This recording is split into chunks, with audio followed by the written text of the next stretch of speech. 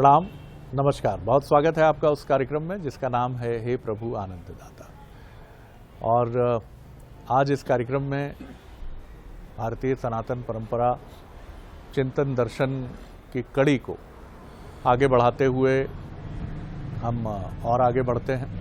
और एक वरिष्ठ नागरिक हैं जो इस कार्यक्रम के नियमित दर्शक हैं। उन्होंने इस कार्यक्रम के बारे में अपने सुंदर शब्दों के साथ हमारा मनोबल और हमारा हौसला बढ़ाते हुए अपनी प्रतिक्रिया तो व्यक्त की है, उसके लिए उनका बहुत धन्यवाद। इन्होंने ये कहा है कि हमारे विद्वान वक्ता इस कार्यक्रम में अक्सर कहते हैं कि शरीर नाशवान है, आत्मा तो चिरंतन है, वो तो कभी नष्ट नहीं होती। अब इन्होंने जो प्रश्न किया है वो इस धरती पर लंबे समय तक रुकने वाली आत्मा के स्वरूप को लेकर किया है। इन्होंने ये कहा है कि अगर आत्मा भी बहुत लंबे समय तक रुकती है तब भी तो हम थक जाएंगे। यानी ये मोक्ष की संकल्पना की तरफ कहीं संकेत करते हुए प्रतीत होते हैं। इन्होंने उसका उल्लेख नहीं किया है अपने मैसेज में, लेकिन जितना मैं इंटरप्रिटेशन निकाल पा रहा हूं कि आपका बार बार इस धरती पर आना अगर सनातन परंपरा को देखें तो इसका मतलब है कि मुक्ति नहीं है। जीव एक ही है, लेकिन वो जीव अगर इस धरती पर बार बार लौट रहा है, जिसको सनातन परंपरा में और कुछ अन्य धर्मों में भी मान्यता है पुनर्जन्म की, आप फिर लौटे और फिर मनुष्य योनि में लौटे हैं, ऐसा जो मान्यता है मैं उसकी बात कर रहा हूं। और जो सनातन परंपरा में चिन्हित तथ्य हैं, बातें हैं, उनकी तरफ मैं संकेत कर रहा हूं। तो इन्होंने यही कहा है कि इस आने जाने से भी तो थक जाते हैं, भले ही मनुष्य योनि मिलती रहे, लेकिन इसके आगे क्या। तो शायद ये मोक्ष की संकल्पना को, मुक्ति के मार्ग को समझना चाहते हैं कि आखिर इस आवागमन से मुक्ति कब मिलेगी और कैसे मिलेगी, क्या हो सकता है वो मार्ग जो मुक्ति का मार्ग हो। मोटे तौर पर तो हमें यही समझाया जाता है बहुत पवित्र रहिए, संतत्व की तरफ बढ़िए तो मोक्ष संभव है। अब मैं फिर कहूँगा कि मैं इस पर टिप्पणी करने का भी अधिकारी नहीं हूँ अपनी अल्प बुद्धि से। हमारे साथ हैं मानस मर्मज्ञ, भगवत गीता के अध्येता प्रोफेसर डॉक्टर सुरेंद्र बिहारी गोस्वामी जी। प्रणाम करता हूँ गोस्वामी जी। और ये थोड़ा उलझा हुआ सा प्रतीत होने वाला प्रश्न आपके समक्ष है। नहीं, इन्होंने प्रश्न बहुत सुलझाने वाला किया है। वाह। इन्होंने जीवन की सारी उलझनों से मुक्ति की एक दिशा की ओर ध्यान आकृष्ट किया है जी। और ये आचार्य शंकर की वो जो उन्होंने बड़ी सुंदर पंक्ति लिखी है, पुनरप जन्मम पुनरप मरणम पुनरप जठरी जठरे शरणम जी, भज गोविंदम गोविंदम भज मूढ़मते। मूढ़मते कहा है। जिस दिन आपको नींद ऐसी आने लगे कि स्वप्न दिखना बंद हो जाए, उस दिन आप सबसे सुखद अनुभूति करते हैं, जब सपने नहीं आते। बिल्कुल ठीक कर रहे हैं। जब आपके जीवन में सपने आते हैं आपकी नींद में, तो उस दिन उठते तो हैं, सपनों की मिठास भी आपके दिमाग में रहती है और खटास भी आपके दिमाग में रहती है, लेकिन अगर आप ध्यान करें तो आपकी नींद नहीं होती। जैसे कोई सफर में यात्रा करते हैं जो लोग, ट्रेन के सफर में सोने के लिए उनका बिस्तर बना होता है और वो ये भ्रम लेकर बड़े आनंद से शयन कर लेते हैं कि वो सो गए, लेकिन आप देखिए ट्रेन की यात्रा के बाद में व्यक्ति की नींद नहीं होती। हाँ, नींद नहीं, व्यक्ति थका हुआ महसूस करता है क्योंकि हिलते रहता है ना वो। तो एक केवल सुसुप्तावस्था को प्राप्त करने का प्रयत्न है वहां। थकावट में नयन बंद हो जाते हैं, उसे लगता है नींद आ गई, लेकिन नींद कैसी आई, इतनी भीड़ भाड़, आवाजें और गाड़ी की ढक की आवाज और चलना फिरना। तो जब हम बिना स्वप्न के सोते हैं तो हमारे जीवन में शांति रहती है, लेकिन जब स्वप्न देखते रहते हैं तो हमारा जीवन अशांत रहता है। आत्मा भी तो स्वप्न देखती है शरीर का। नींद में नींद है, ये स्वप्न में स्वप्न है जीवन। आत्मा जब अपने अनंत स्थान पर पहुंचती है और यदि उसमें किसी भी प्रकार का क्षोभ हो गया अंतर्मन में, वो विरक्त नहीं हो पाई है पूरी तरीके से, भोग लोकों से वो आती है। तो जब तक कर्माशयन है तब तक भोग है।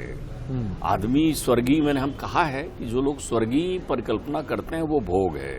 जो लोग चंद्रलोक जाते हैं वो भोग वाह है, वाह वाह, जो लोग पितृलोक जाते हैं वो भोग है, इंद्र का पद भी भोग है।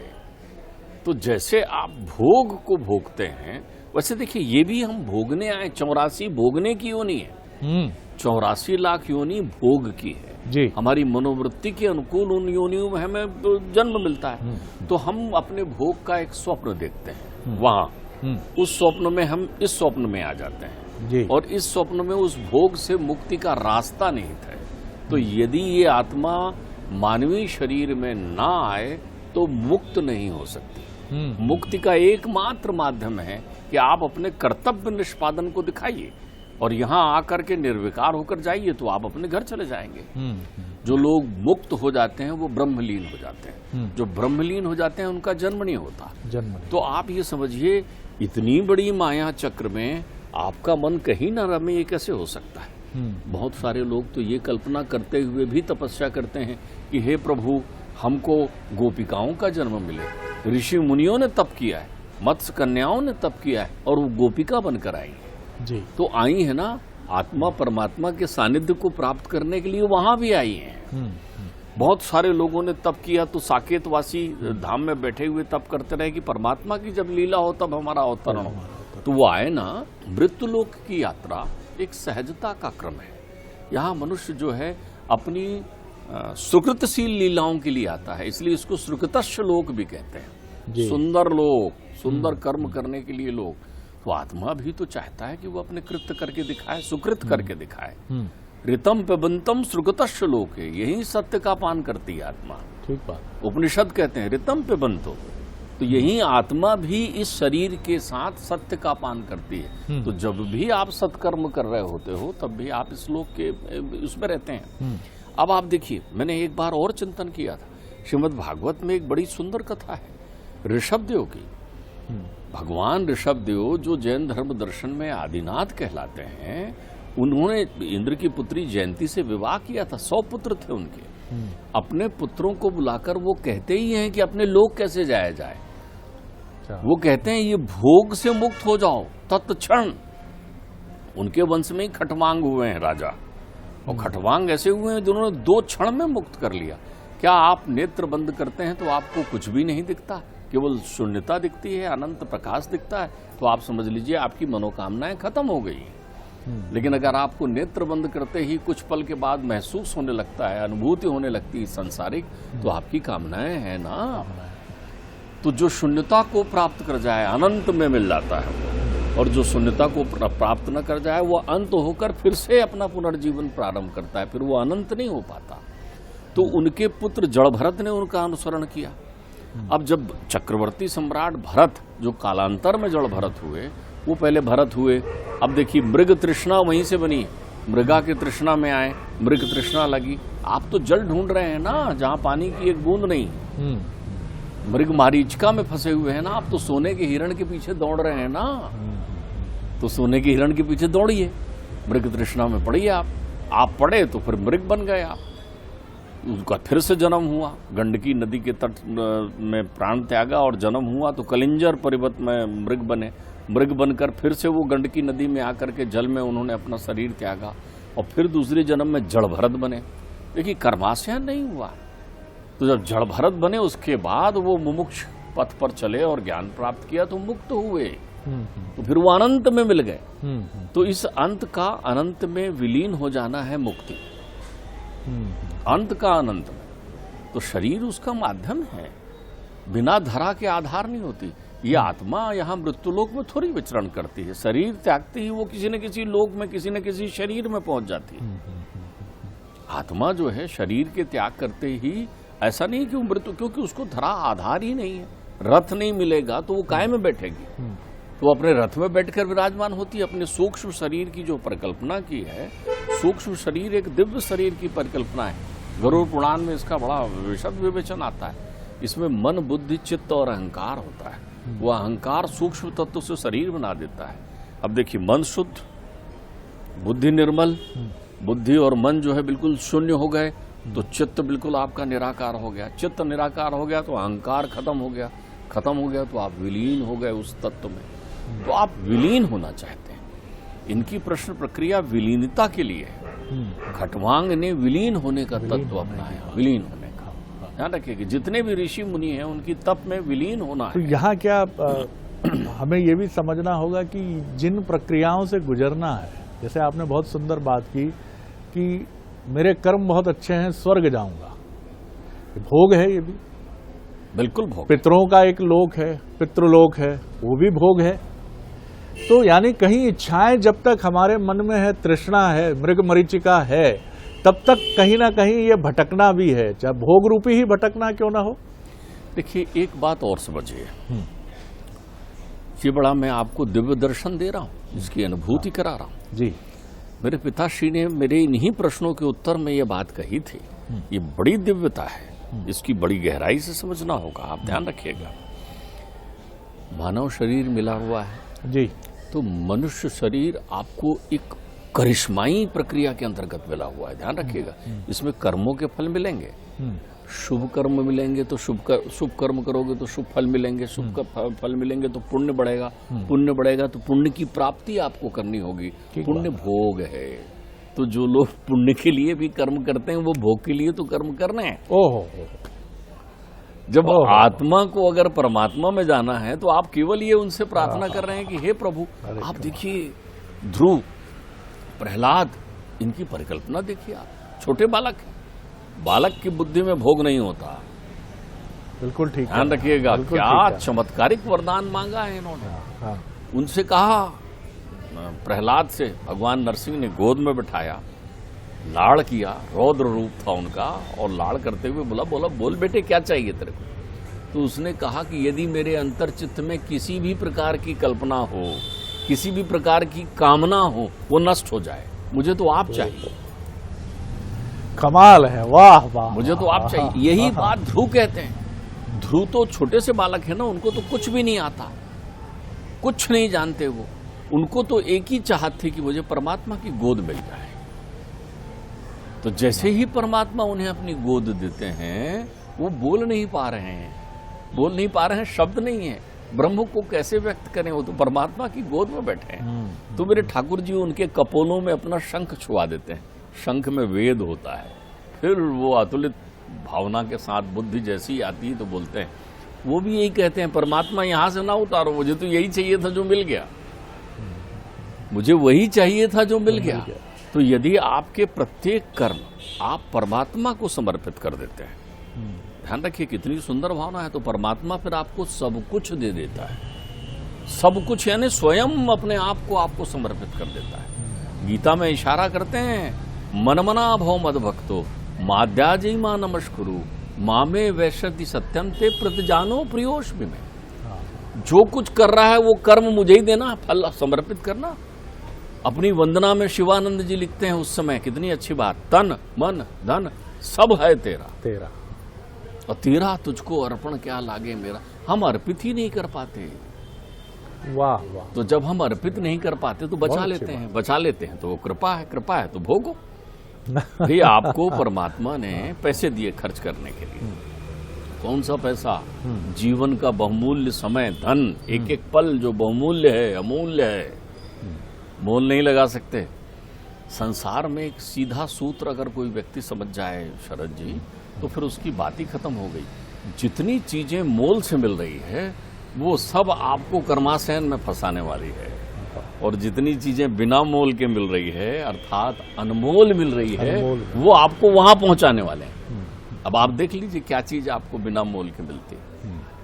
पंच प्रकृति आपको बिना मोल के मिलती है। सूर्य का प्रकाश कोई मूल्य नहीं लेता, जल कोई मूल्य नहीं लेता, आपको जहां रहते हैं जल वृष्टि होती है। माँ की ममता का कोई मोल नहीं होता, आशीर्वाद का कोई मोल नहीं होता, सत्य संकल्प से सेवा का कोई मोल नहीं होता। तो वो सब आपके जीवन को वहां पहुंचाने के कार्य हैं। तो परमात्मा कहते हैं यही दे दे मुझे, जो अनमोल है वो भी मुझे समर्पित कर। विरक्ति की परिभाषा, जननी जनक बंद सुत दारा, तन धन भवन सुरहित सुत बारा, सबके ममता ताग बडोरी, मम पद बधई बांध मन डोरी, और समदर्शी कछु इच्छा नाही, हरस विषाद शोक भय माही। आस सज्जन मम उर बस कैसे, लोभी हृदय बसो धन जैसे। फिर तो मैं तुझे छोड़ूंगा ही नहीं ना, फिर पकड़ लूंगा कैसे, जैसे लोभी धन को पकड़ता है। कृपण कोट ली मनोज। ठीक बात। तो देना तो हम देते नहीं है, हम पुण्य करते हैं, हम शुभ कर्म करते हैं, हम परमार्थ करते हैं, तो ये फलीभूत होते हैं। तो फलीभूत होंगे तो फिर सपना देखोगे आप, फिर सोओगे ट्रेन में। बहुत सुंदर बात है जो आपके हमारे लिए बहुत ज़रूरी है कि सब कुछ समर्पित करना। कहते तो हम हैं कि समर्पित हमने कर दिया, लेकिन कुछ बचा लेते हैं, और ये जो बचा लेते हैं यही हमको फिर ले जाता है भोग की तरफ। भोग और भटकाव में बहुत अंतर नहीं है, ये दोनों एक ही सिक्के के दो पहलू हैं। भटकाव भोग की तरफ ले जाता है, और भोग में आप निमग्न हुए तो भटकेंगे अवश्य। देखिए, भोगना भी जो है ना, उसको भोगने का एक तरीका है। आपको सब में इशारा है, सब में संकेत है।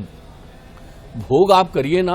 अब ऐसा तो हो नहीं सकता कि कोई आदमी जो है जड़ भरत की तरह कोई कर्म ना करे, और कर्म करे तो किसी प्रकार से फल की इच्छा ना करे, क्योंकि मिलेगा ही फल आपको।